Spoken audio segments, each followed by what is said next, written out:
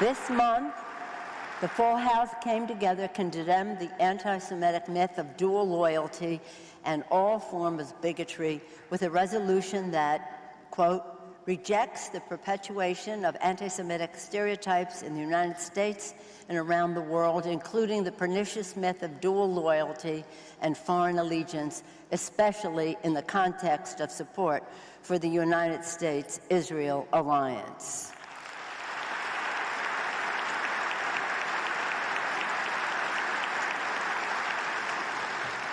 I simply declare to be anti-Semitic is to be anti-American. It has no place in our country. It has been more than 16 years since a civilian working for the Navy was charged with passing secrets to Israel. Jonathan Pollard pled guilty to conspiracy to commit espionage and is serving a life sentence. At first, Israeli leaders claimed Pollard was part of a rogue operation, but later took responsibility for his work. Now, Fox News has learned some U.S. investigators believe that there are Israelis again very much engaged in spying in and on the U.S., who may have known things they didn't tell us before September 11th. Fox News correspondent Carl Cameron has details in the first of a four-part series. Since September 11th, more than 60 Israelis have been arrested or detained, either under the new Patriot anti-terrorism law or for immigration violations. A handful of active Israeli military were among those detained, according to investigators, who say some of the detainees also failed polygraph questions when asked about alleged surveillance activities against and in the United States. There is no indication that the Israelis were involved in the 9/11 attacks, but investigators suspect that the Israelis may have gathered intelligence about the attacks in advance and not shared it. A highly placed investigator said there are, quote, tie-ins, but when asked for details, he flatly refused to describe them, saying, quote, evidence linking these Israelis to 9/11 is classified. I cannot tell you about evidence that has been gathered. It's classified information. Fox News has learned that one group of Israelis, spotted in North Carolina recently, is suspected of keeping an apartment in California to spy on a group of Arabs who the United States is also investigating for links to terrorism. Numerous classified documents obtained by Fox News indicate that even prior to September 11th, as many as 140 other Israelis had been detained or arrested in a secretive and sprawling investigation into suspected espionage by Israelis in the United States. In the global fight against COVID-19, the Jewish people, who make up a tiny percentage of the world's population, have had an outsized impact in the difficult battle to protect lives. As scientists, chief medical officers, and top healthcare officials. Yet the contributions of one extraordinary person tower above the rest. That extraordinary person is Pfizer Chairman and CEO, Dr. Albert Bourla. Dr. Bourla led his team to deliver a COVID-19 vaccine in record time, while taking a risk by declining U.S. federal funding to avoid government bureaucracy and expedite vaccine production. A child of Holocaust survivors from a Greek Jewish community destroyed by the Nazis, he's proud of his Jewish heritage, is active in Holocaust remembrance and education, and a strong supporter of Israel, which was the first country outside the U.S. to receive the Pfizer vaccine and the antiviral pill. The pandemic is certainly not over, but the world is infinitely better off with Dr. Bourla helping lead the charge to save lives, with more than 2.5 billion Pfizer vaccine doses already distributed.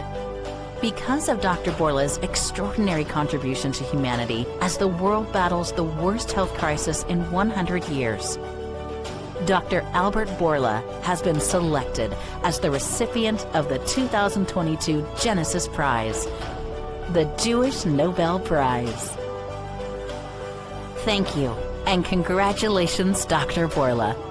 Doing to combat COVID, and the numbers are, it's just amazing what you're doing there. 88% of anyone over the age of 50 has already been vaccinated, and then some 75% of those aged at least 50 years old are already eligible for what you call a green pass. How are you getting to this point? What's your advice for the rest of the world? How do we do what you're doing? Well, first of all, it's actually 90% of Israelis of all ages above 16 years have been jabbed at least once, and many of them twice, and the others are recovering. So we're how can I say this? We're rushing towards herd immunity. How did we do this? Quick decisions, a tremendous distribution system. I would say the mobilization of the citizenry. They understood that their health and their lives are dependent on it. So we're very proud of this. You know, Israel used to be known and is known as a startup nation. From today, it'll be also known as the vaccination nation. We're setting the model for the world. We're very proud of it, and we're sharing our experiences with the U.S. With every other country. First newspaper is The Sun of New York. New York, June the 6th, 1915. And the article is called Horrors Worse than Kishinev, Charged Against Russia Today. Since the destruction of the temple in Jerusalem, the Jewish people have had no darker page in their history than that which the Russian government is writing today. 6 million Jews, one half of the Jewish people throughout the world, are being persecuted, hounded, humiliated, tortured, starved. Thousands of them have been slaughtered. Hundreds of thousands of Jews, old men, women and children, are being driven mercilessly from town to town. Dear brethren, have mercy on the 6 million Jews in Russia and take our part. The New York Times, October the 18th, 1918, page 12, and the article is called $1 billion Fund to Rebuild Jewry. There it is. 6 million souls will need help to resume normal life when war is ended. 6 million Jews need help. The New York Times, September the 8th, 1919, page 6. And the article is called Ukrainian Jews Aim to Stop Pogroms.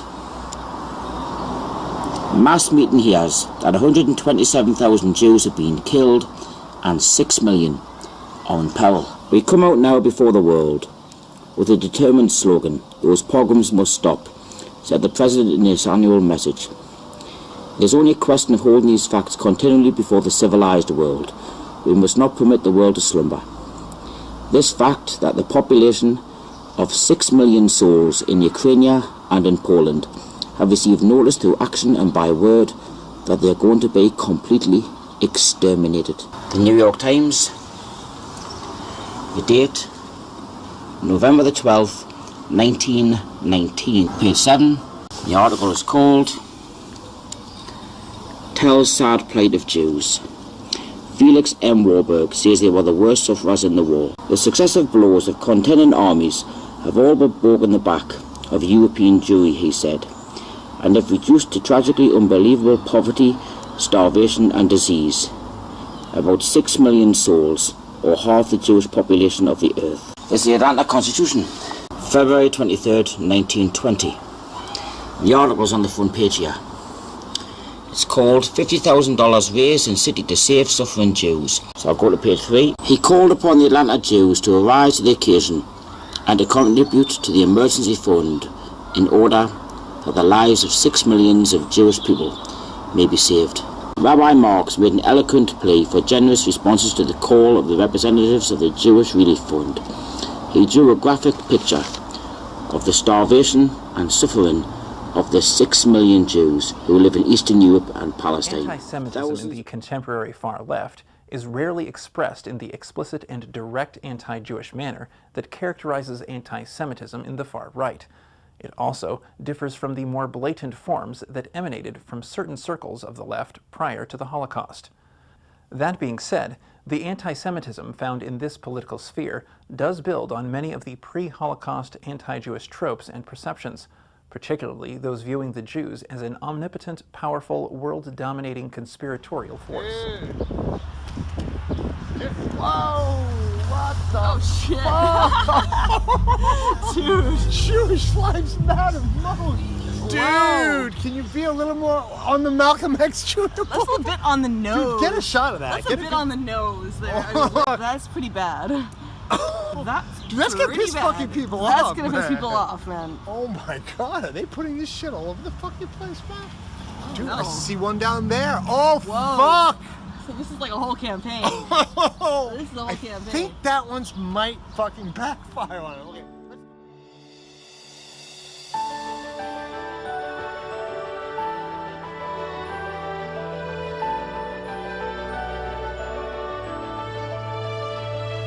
Rallying around the social media hashtag #ShowUpForShabbat, started by the American Jewish Committee.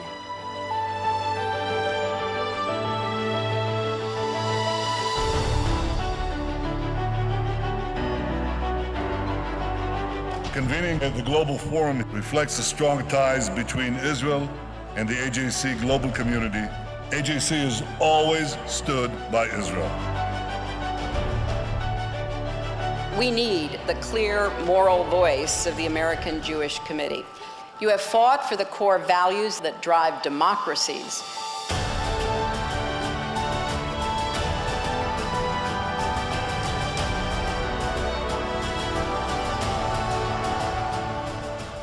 The last time we saw Jeffrey Epstein in West Palm Beach was September 6th of last year. He was getting off his private jet at PBIA to huddle with lawyers, fighting charges he used his mansion in Palm Beach for sexual escapades with girls under 18. Reliable sources tell us he'll report for a 1.5-year term in prison in Florida in June, then face a year probation. The fact that Epstein was allowed to travel to Israel reflects his vast business interests around the world, according to someone close to the case. But allowing someone soon to be imprisoned on felony charges to leave the country is highly irregular. That, according to investigative journalist John Connolly, who has covered the Epstein scandal from day one. In most instances where people are facing criminal time and because a plea agreement has been made or they're under arrest for serious charges, they are forced to surrender their passport. And apparently Mr. Epstein has not been forced to do that. The fact that the court ordered Epstein not to have contact with underage girls may indicate that Epstein will be labeled a sex offender. That is something his vast stable of high-powered attorneys have been fighting. Sources tell us that Epstein will likely report to a state prison with modern internet facilities so that he can do business from behind bars.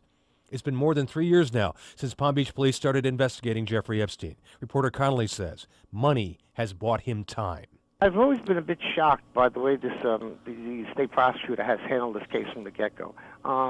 Historically, the police have asked for arrest warrants and been given them. In this case, because of apparently some very high-powered attorneys, they've treated Mr. Epstein much differently.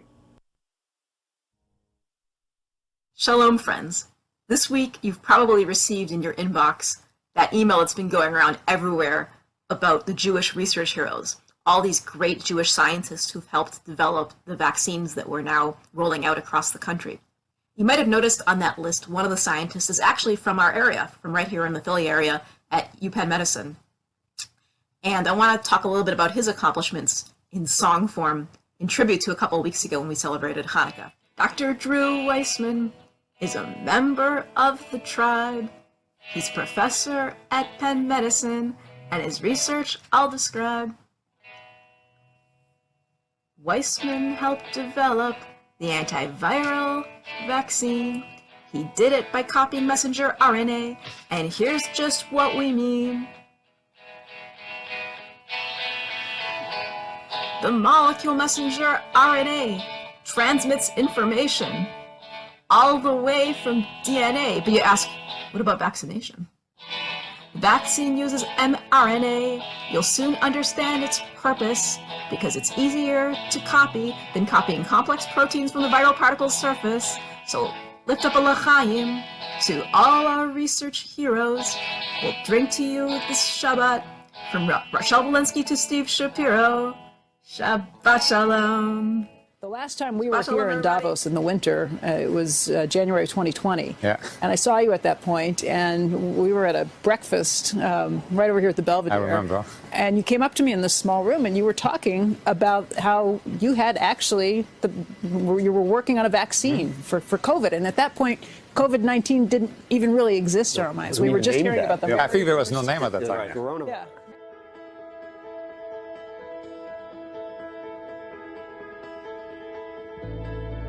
I'm curious to hear how you got interested in medicine in the first place and whether you ever considered doing something else besides saving all of our lives with record-breaking, worldwide, amazing vaccines. Well, first, you're too kind, and thank you for agreeing to share the podium with me this evening. We just talked a little bit about the differences in terms of the practice of medicine, asking questions, always, of course, being the Jewish way. So good on you for that.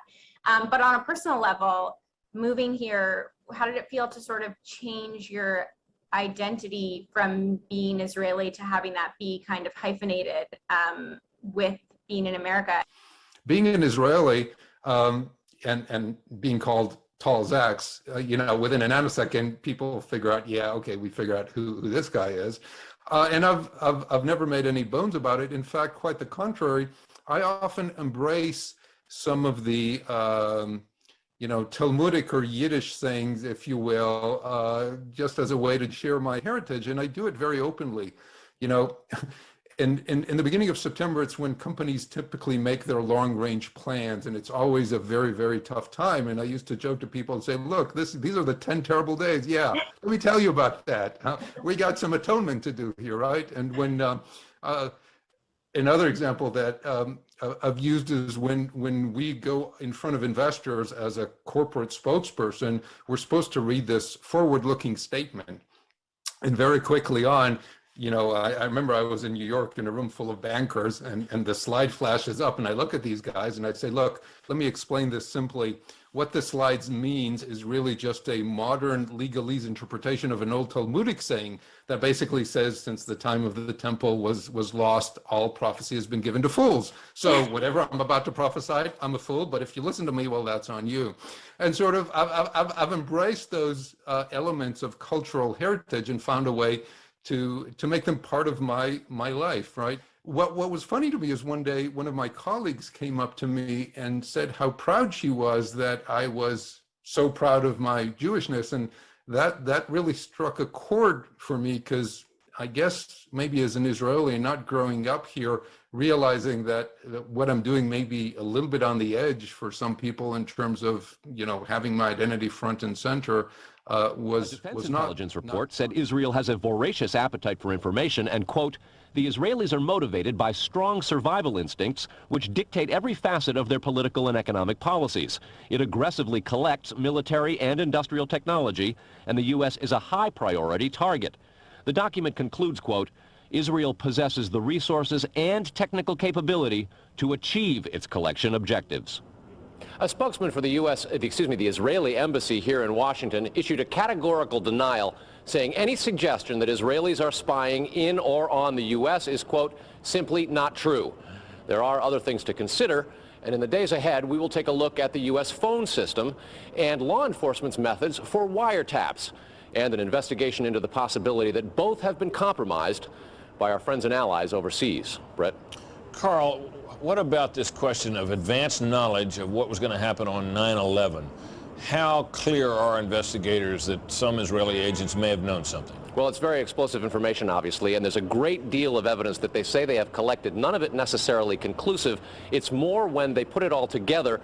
A bigger question, they say, is how could they not have known? Almost a direct quote. General maintenance was also very expensive compared to buildings from more recent years. In his 1999 book on the Twin Towers, Divided We Stand, author Eric Darton wrote, when the World Trade Center was bombed in February 1993, it was already passing its prime as office space, overtaken by a generation of more recent, cybernetically smart buildings with higher ceilings and greater built-in electrical capacity. To maintain the Trade Center as Class A office space commanding top rents, the Port Authority would have had to spend $800 million rebuilding its electrical, electronic communications, and cooling systems. Furthermore, after the 1993 bombing, the tenancy had dropped dramatically, and it had been very hard to bring it back to normal levels. But the biggest problem with the Twin Towers was the large amount of asbestos they contained.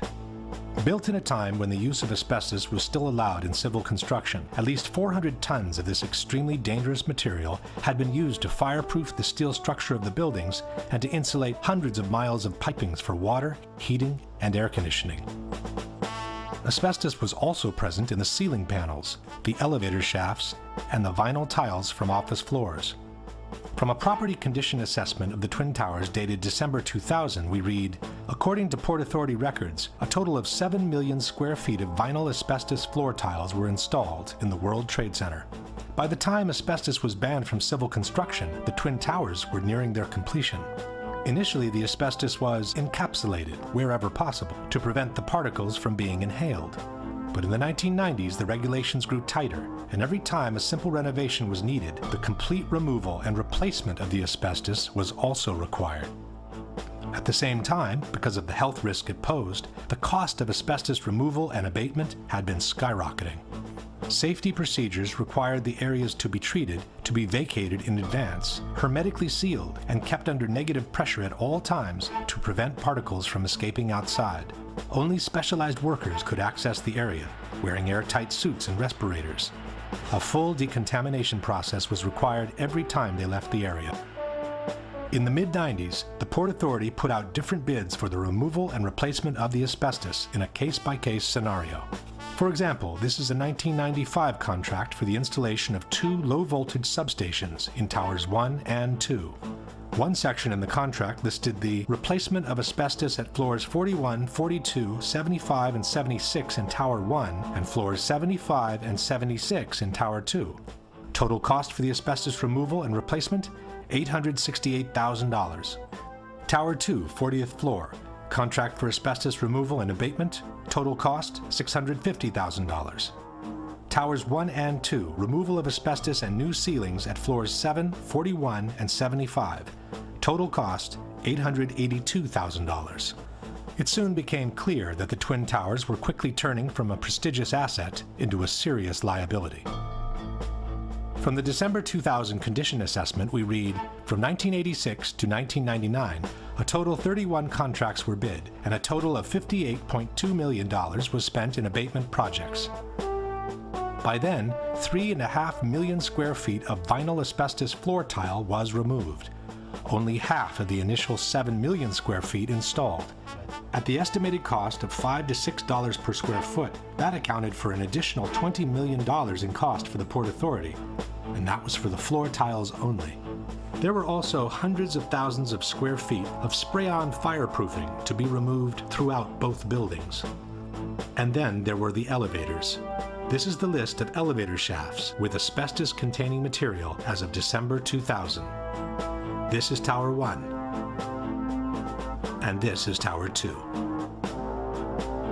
Reportedly, by the year 2000, the Port Authority was looking at an asbestos abatement bill of as much as $1 billion, the same money it would have cost to build a brand new tower.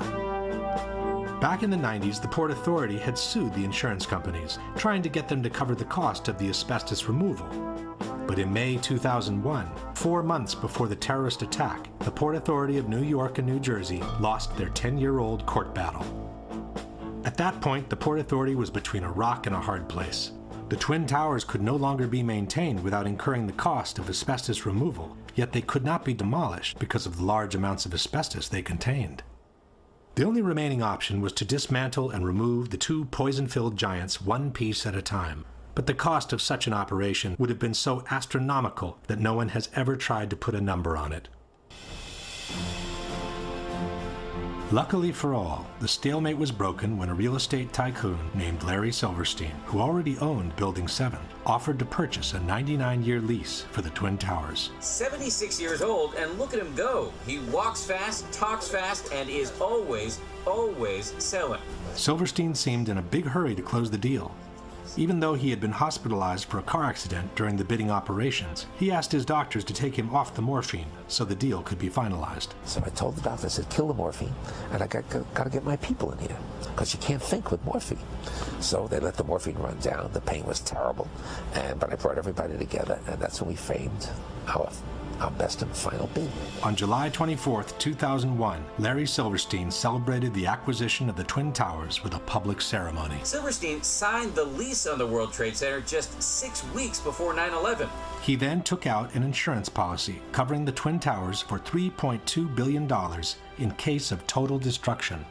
Silverstein then began spending every morning of the week in his new office in the North Tower. And so my mornings were spent at the Trade Center, and then by noon I was back uptown. But on September 11, luckily for him, Silverstein didn't go to work.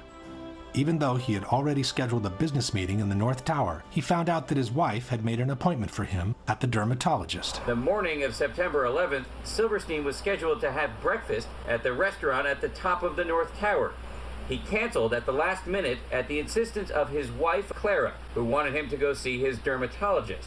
That particular morning, my wife, God bless her, had made an appointment for me at the doctor. I said, okay, yes, dear, I'll go. Everyone who was in that restaurant that morning perished. And then, just minutes later, received a telephone call to turn on a television set and witnessed this horrendous circumstance. This is how, on the evening of September 11, Larry Silverstein found himself in control of some 12 million square feet of new office space to be built on some of the most valuable real estate in the world. And since the terrorist attacks had been two separate events, contended Silverstein, the insurance companies would have to pay him $7 billion to rebuild what he has always been calling My Three Towers. I will spend $7 billion on My Three Towers. Eventually, a settlement was reached for $4.5 billion, which was still 1/3 more than the amount initially insured by Silverstein. And since on September 11, due to the terrorist attacks, Building 7 had also been destroyed, Silverstein received another $800 million to rebuild a skyscraper that had originally cost $400 million. It's a much more beautiful building. It's a glass facade, allows the light to come into the space. The views on four sides are phenomenal, and the space looks magnificent. In the meantime, all the asbestos from the Twin Towers has been inhaled by the citizens of downtown Manhattan, and especially by the first responders and volunteers who worked at Ground Zero, who are now being decimated by mesothelioma and other pulmonary diseases.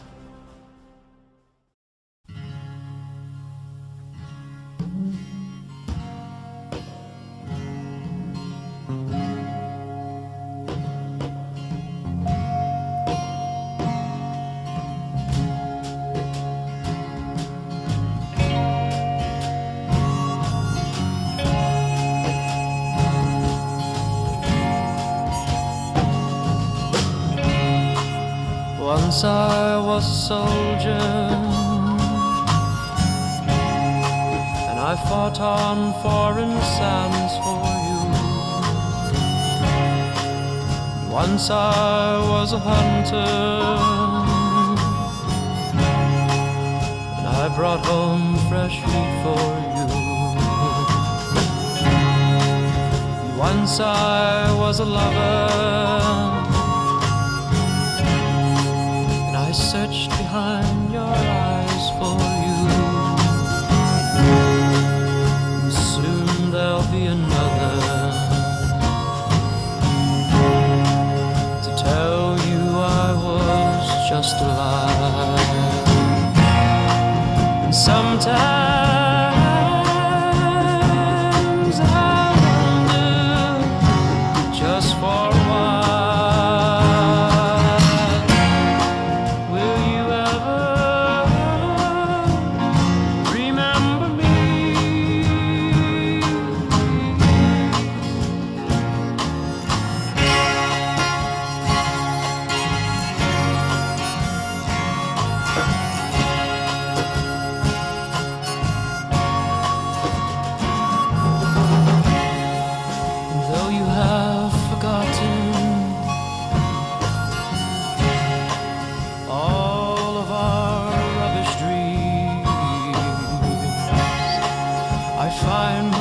searching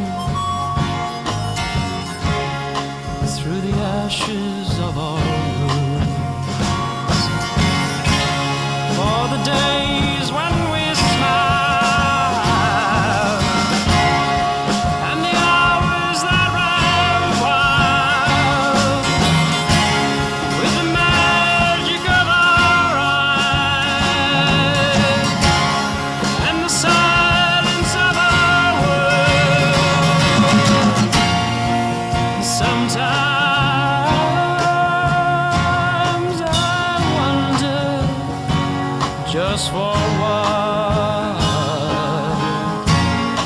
will you ever remember me?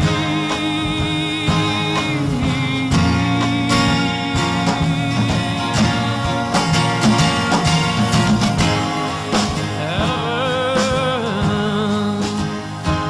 remember me?